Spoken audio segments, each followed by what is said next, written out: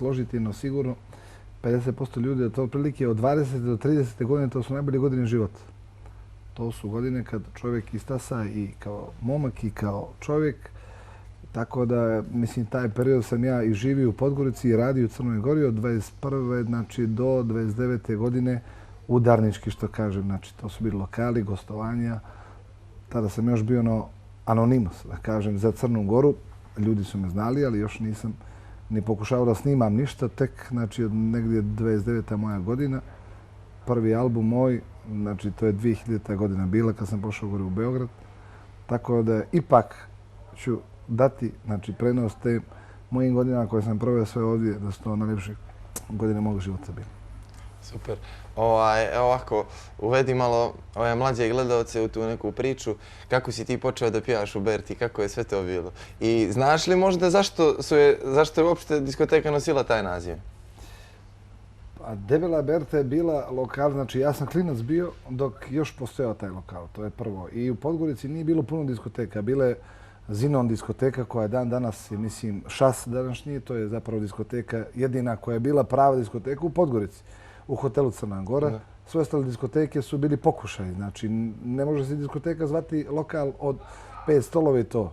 Ovo je nešto bilo sasvim drugačije, prava diskoteka sa pravom binom, sa pravim backstage-om, sa jednim izlazom, drugim ulazom i tako. Mislim, to je bila, znači, jedna jedina prava diskoteka u Podgorici tih 90. godina, pravljena i rađena i toliko je ljudi prodefilo tom diskotekom i kolega i pjevača da je svakom bilo čast da radi tu. Ja sam slučajno došao tu da radim, pokojni gazda Nino je zapravo mene, da, on je mene jednostavno doveo nekako da kažem na silu. Ja sam u to vrijeme samo harmoniku svirao. U to vrijeme i u toj Debeloj Berti pjevao isto, nažalost, nije među nama Mirko Dragović. Čovjek koji je bio, eto da kažem, sinonim te Berte i pjevao je godinama i on je malo bio sklon onako neodgovoran poslu.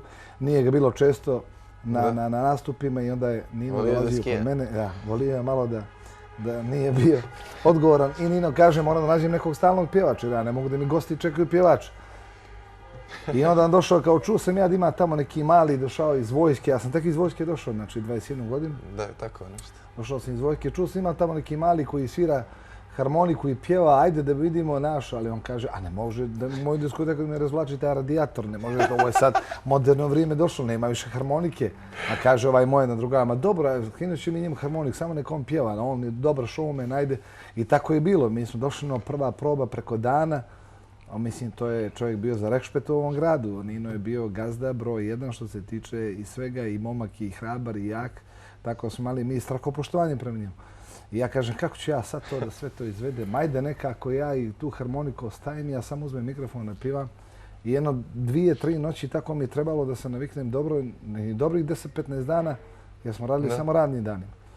Tako da je to jedan period previkavanja. Muzika kao muzika ostaje uvijek ista. Ti isto pjevaš s harmonikom, bez harmonika, ali potpuno je nešto drugačije kad si ti frontman, kad ti izađeš ispred sve publike, te i to nije mala publika, to je bilo po 300-400 ljudi moglo da stane tu, 500-600 i to je ono kad se sprat gore digao. Da, to je izazov veliki za mene bio i naravno trema, ja sam imao tremu kao da nastupam pred milion ljudi, ne pred 200, 300 ili 400, znači kako to bilo.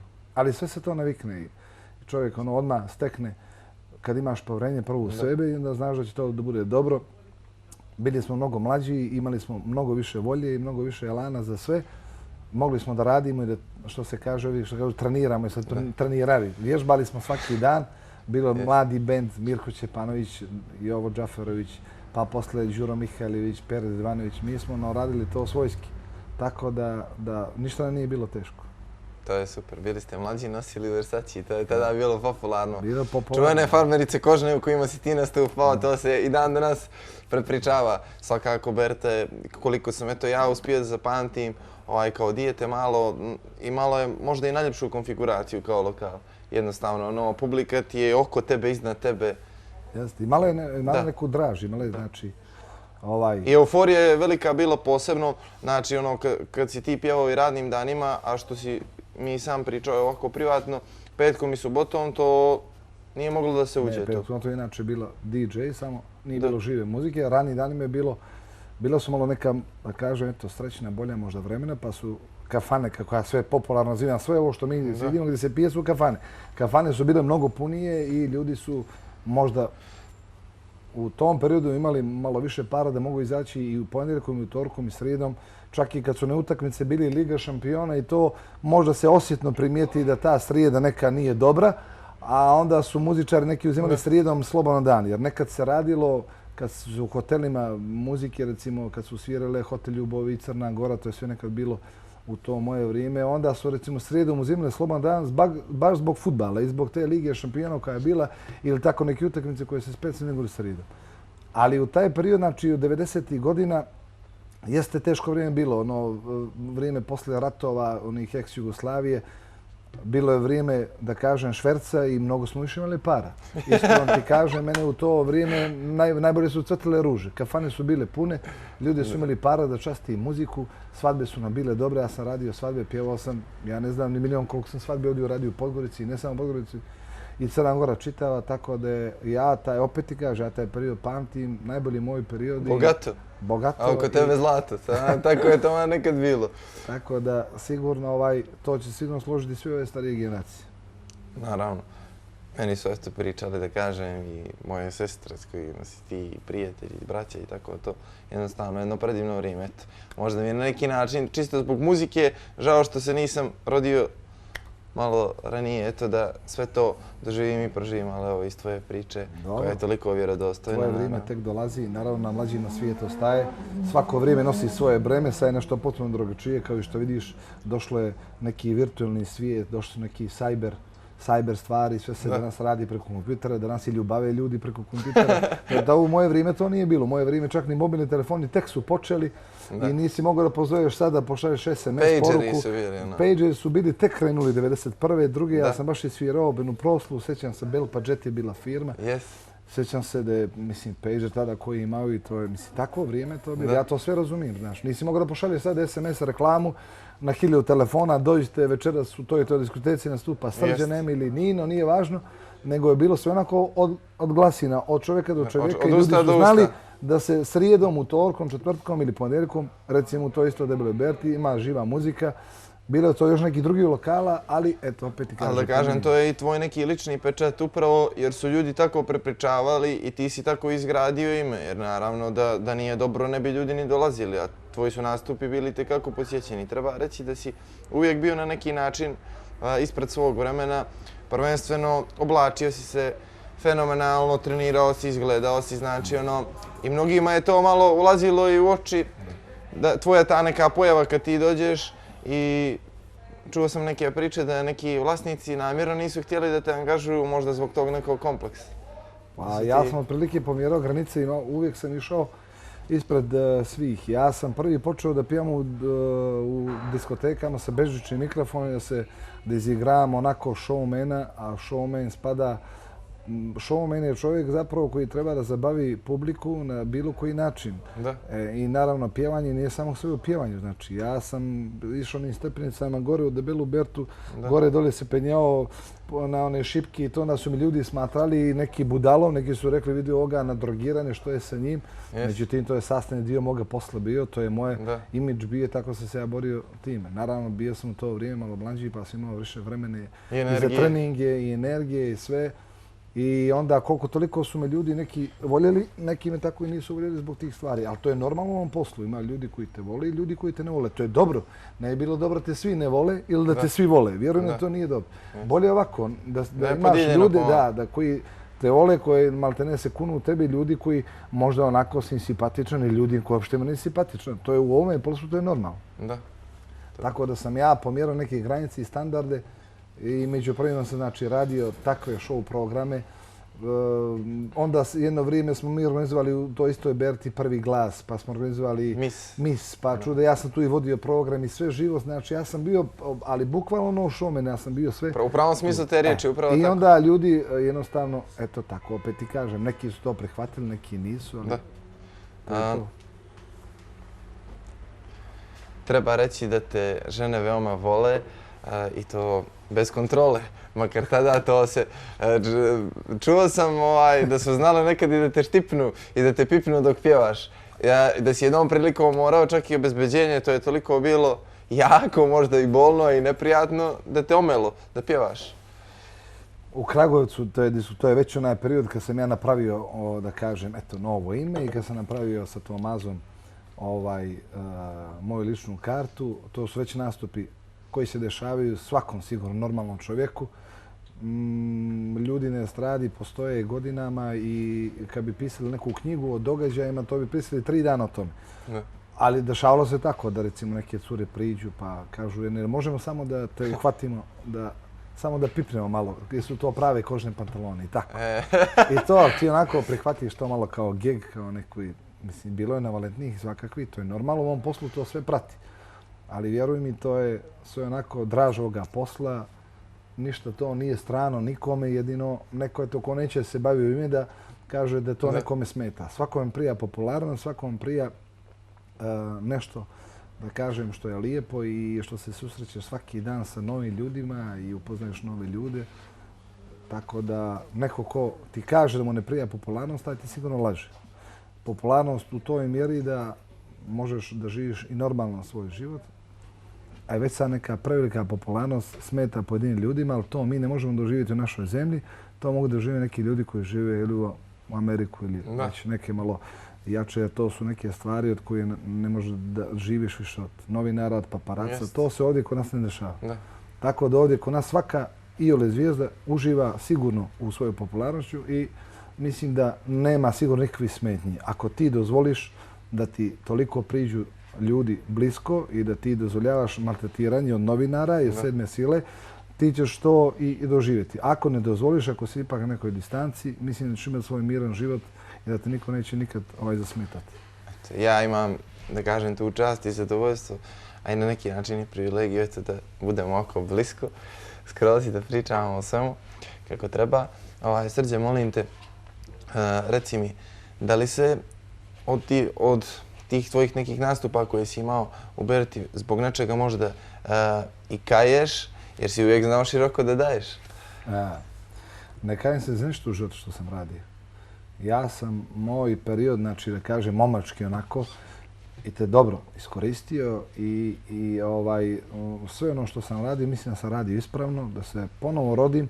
Možda bih neke druge greške ispravio, ali to je normalno tako, jer čovjek, ja sve kaže da mi je sad tvoje godina, da mi je ova pamet, znao bi kako da radi. Ali to je sve otprilike tako ide. S godinama ti sve ide, znaš. Mislim, čovjek ko se bavi ovako muzikom, prvo će da prođe neke stepenice.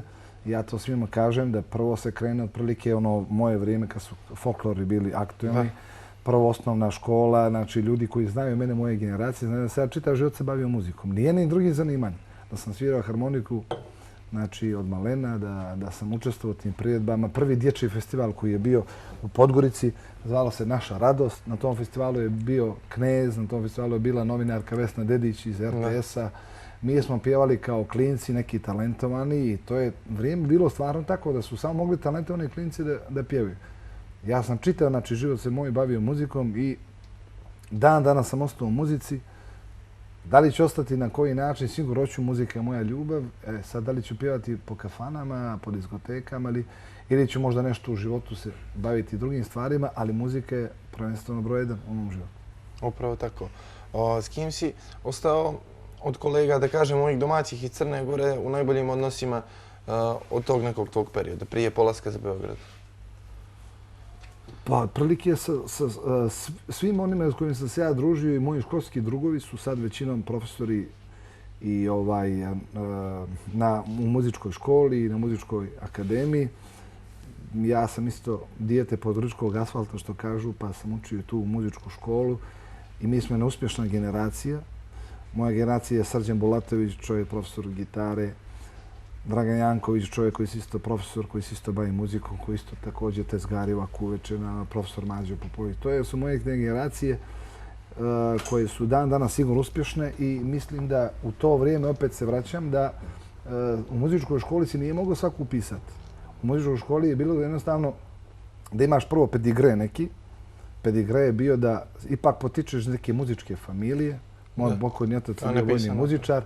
I to je neko nepisano pravilo bilo da ćeš normalno kruške ispod kruške. Tako je bilo. Ja sam učio nižu muzičku školu, pošto nigdje sam se upisao u srednju muzičku.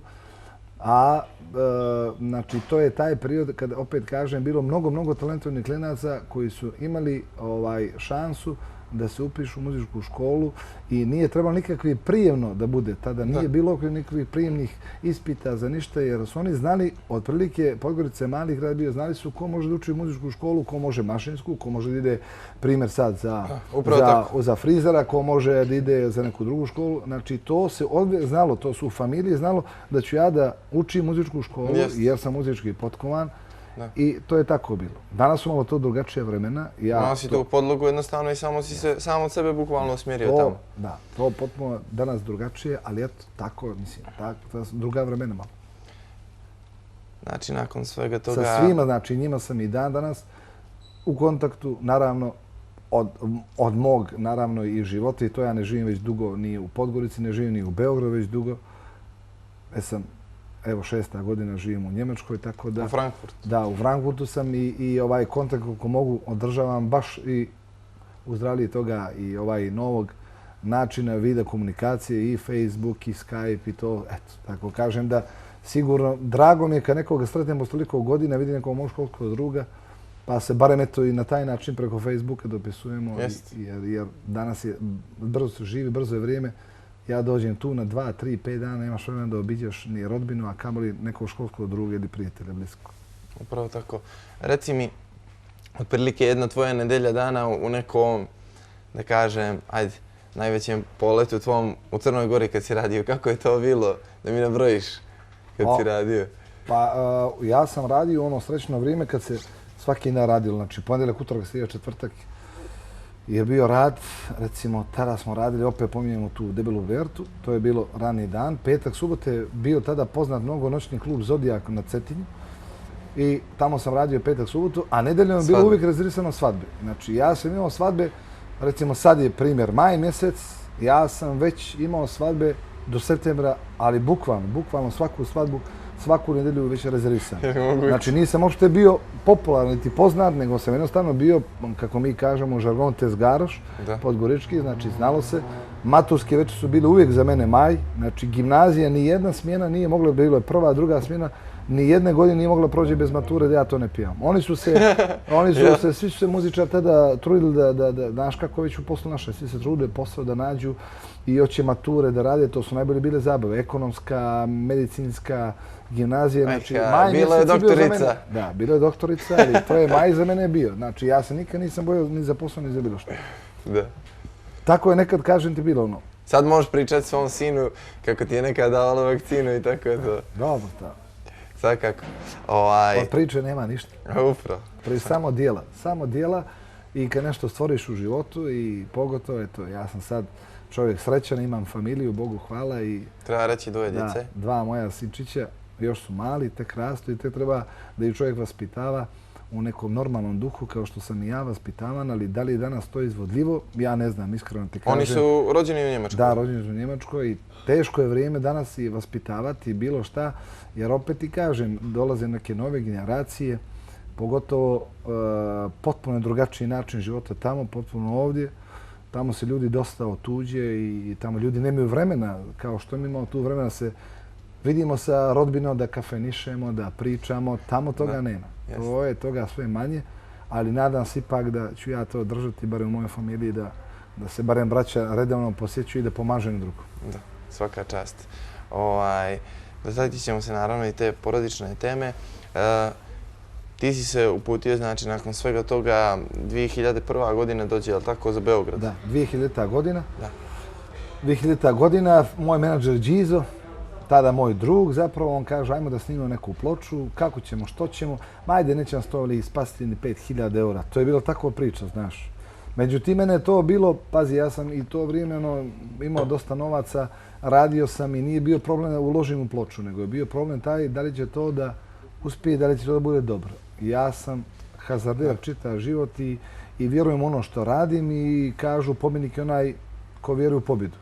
Ja sam došao u Beograd, mlad, neiskusan, knez mi je mnogo pomogao, naravno, naš čovjek Crnogorac pomogne uvijek svom čovjeku, kao što sam ja isto posle toga pomagao mnogim našim ljudima s ovih krajeva.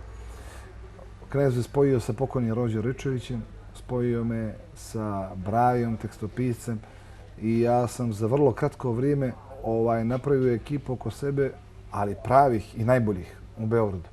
Od kompozitora, od aranžera, od tekstopisaca i sve to trebalo se nareći upakuje u jednu dobru priču, a ta dobra priča je mnogo bila skupa. Tadašnji ZAM, kuća, izdao sam za ZAM. Moj prvi album, prvijenac, u neko, da kažem, ružno vrijeme, tada 2000. počelo bombardovanje stare Jugoslavije. Sjećam se dobro, ja snimam zadnju pjesmu snimam i sjećam se da ovi... Zadnja pjesma je bila Maza kad smo snimali. Sjećam se da će biti bombardovanje, već se najavljuju da će biti bombardovanje. A sjećam se u tom trenutku u Podgorici je postojao lokal Princ koji je držao isto pokojni Baja Sekulić. Evo, pominjam dosta